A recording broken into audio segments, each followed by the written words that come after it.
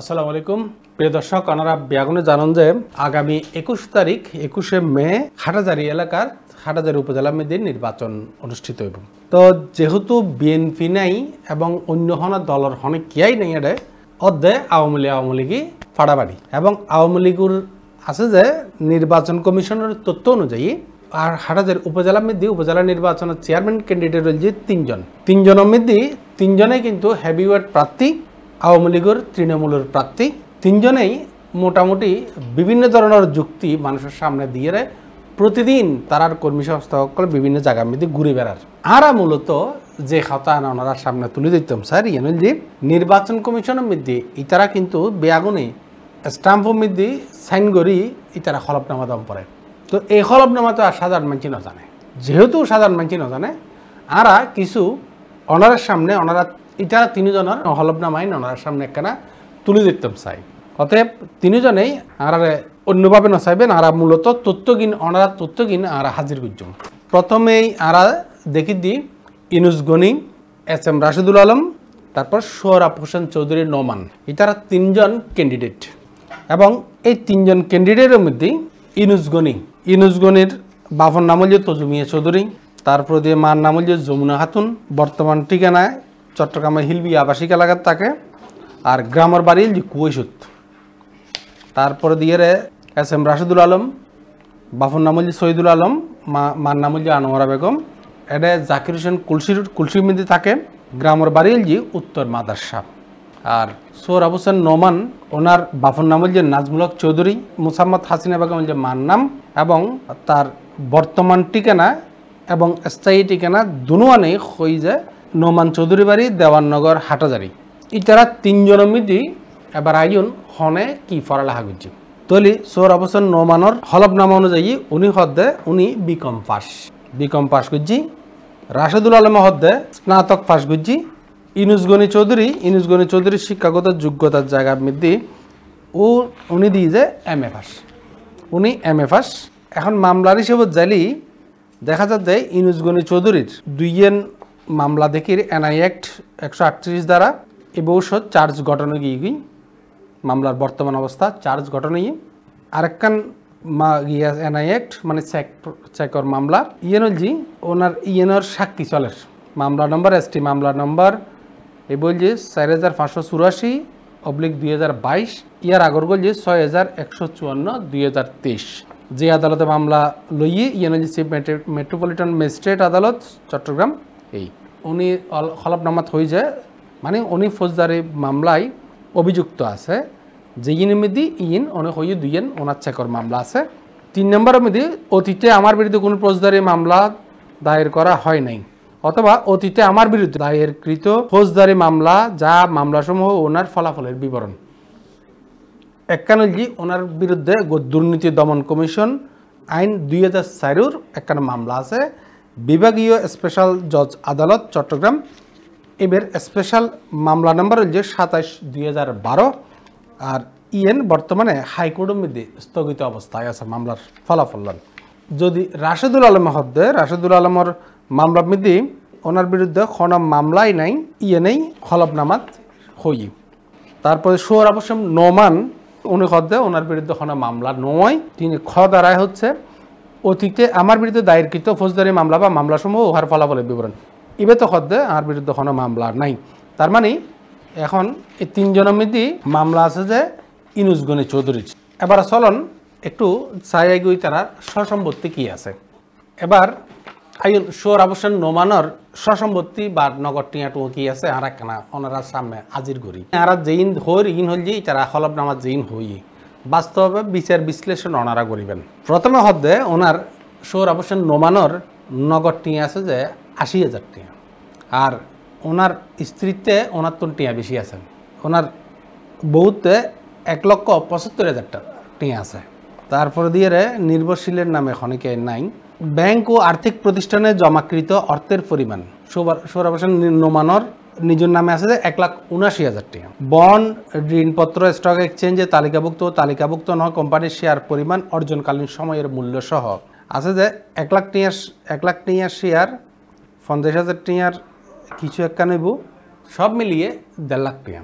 আর ওনার bus truck motor গাড়ি ও motor cycle ইত্যাদির বিবরণীর মধ্যে হতে একান প্রাইভেট কার আছে ইয়েনের দাম হল 17,60,000 টাকা।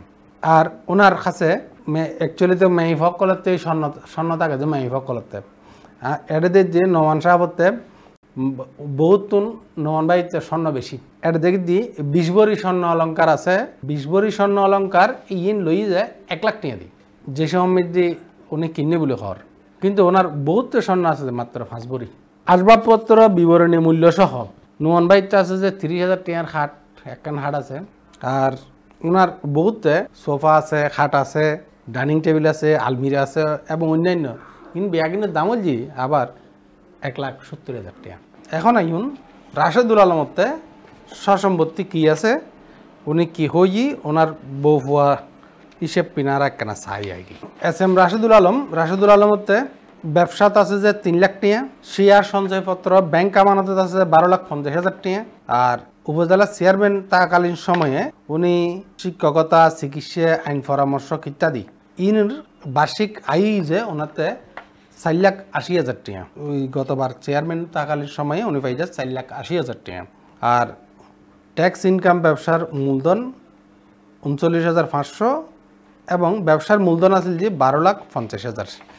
আর নগদ টিয়া আছে যে রাশেদ ভাইতে 1 লাখ টাকা বহুত কোনো টিয়া নাই। ব্যাংক ও আর্থিক প্রতিষ্ঠানে জমাকৃত অর্থের পরিমাণ আছে যে 2,29,584 টাকা কিন্তু ওনারতে লোন আছে বটিয়া লোন আছে গৃহ লোন ব্যাংক এশিয়ার মধ্যে ওনার লোন আছে যে 27,51,615,000 তো এত সম্পদ অত লোন বেশি। একখান গাড়ি আছে বলে হর গাড়ির দাম হল যে 8,53,000 টাকা 53,875 টাকা। আর ইলেকট্রনিক সামগ্রী গরম মধ্যে আছে যে 50,000 টাকার যেইন বৈবাহিক সূত্রে উপহার হিসেবে ভাই বলে হর। আসবাবপত্রের বিবরণী মূল্যসহ বৈবাহিক সূত্রে উপহার হিসেবে প্রাপ্ত 1 লাখ টাকা। বাড়ি অ্যাপার্টমেন্টের সংখ্যা অর্জনকালীন সময়ে আর্থিক মূল্য 1500 বর্গফুটের একখান ওনাতে অ্যাপার্টমেন্ট আছে যেইনের দাম হচ্ছে 36,77,000 টাকা 77,300 টাকা। যাই হোক ওনার সসম্পত্তির তো মনে হয় লোন বেশি ইয়েন হল যে রাশেদুল আলমর হলফনামা সম্পদ মৃদ্ধি ইনুজগনি চৌধুরী ইনুজগনি চৌধুরীর ওনার বিয়াগিনী মৃদ্ধি বেশি ওনার পড়ালেখায় দিকে দিয়ে বেশি দিই মামলা মৃদ্ধিও উনি সবচাইতে বেশি তারা দুজনতে মামলায় নেই তারা তো বেশ কয়েকটা মামলা আছে এবং ওনার আয়ুর দেখাই যে ব্যবসা মৃদ্ধি আছে যে ওনার 16,50,000 টাকা। আর নগদ টিয়ায় 2 প্রার্থীর তনুবোধ বেশি আছে নগদ টিয়ার মধ্যে হদ্দে ওনারতে আছে যে 15,50,000 টাকা। আর বউর নামে আছে যে মাত্র 1 লাখ টাকা। বাস ট্রাক মোটর সাইকেল ইনের মধ্যে ওনাতে গাড়ি আছে যে গাড়ির আছে যে 8 লাখ টাকার। স্বর্ণ ও অন্যান্য মূল্যবান ধাতু পাথর নির্মিত অলঙ্কার আদি আছে যে 60,000 টাকার। আর স্ত্রীর নাম আছে যে স্বর্ণ আছে যে 20,000 টাকার। আসবাবপত্র বিবরণী মূল্য সহ 25,000 টাকার আসবাবপত্র আছে মাত্র। তারপরে দিয়ে ওনার অন্যান্য অস্থাবর সম্পত্তির মধ্যে ব্যক্তিগত ব্যবসায়িক মূলধন হল 4,31,79,643 টাকা। আর কোম্পানির পরিচালক হিসেবে উনি শেয়ার পাই যে 25 লক্ষ টাকার। আবার বহুত কোম্পানির পরিচালক ব্যবসায়িক মূলধন হিসেবে দেখাই যায় 12,60,000 টাকা 12,60,535 টাকা। অ্যাপার্টমেন্ট আছে একখান 2,152.34 বর্গফুটের যেইনের দাম হল 42,50,000 টাকা। ইতারা ঘোষণা দিয়ে যাই তারপর ইতারা কিন্তু আয়কর রিটার্ন দিয়ে আয়কর রিটার্নের 3 কপি আরা কিন্তু আর আছে আয়কর রিটার্নের দিয়েও ঠিক এইভাবেই ইতারা বিয়াগিন জমা দিয়ে। তো যাই হোক আরা যেহেতু অনর মূল্যবান বুটটো অনে ওরে দিবেন বুট দিবের আগে দিয়ে অনর ক্যান্ডিডেটটা কীরকম ক্যান্ডিডেটের তো আসলে কি আছে নো আছে ইন অনারা জানিবের নৈতিক অধিকার আছে এবং অনেইন বাজবিচের গরিবের অধিকার আছে। আরা এই 3 জন প্রার্থীরে হন অবস্থায় হন কারণে আরা ছোট গরিবের লাই নয় এটা আরা মূলত ইতারা কি হলফনামা মেদে দিয়ে যারা ওনারা ভোট দিবেন ইতারা ওনারা সামনে কি তুলি দর্জি কি আসিল ইয়েন আরা ওনারা শুধু একখানা জানাইলেন।